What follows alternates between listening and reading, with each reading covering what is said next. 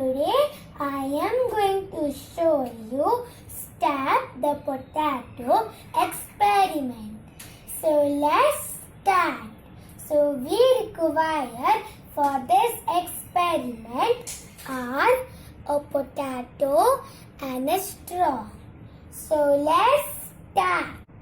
Now take a potato and try stabbing it. It would be difficult. Then place the thumb on the other end of the straw. Try stabbing it once more. It should be much easier. I stabbed the potato by keeping the thumb on the other end of the straw. It was much easier.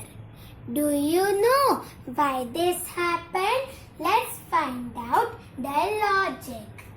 Covering the top of the straw with your thumb traps the air inside, forcing it to compress as you stab the straw through the potato skin.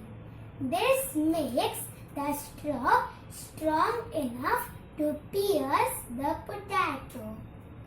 So this is how to do stab the potato experiment. Thank you for watching this video. Till that time, bye-bye.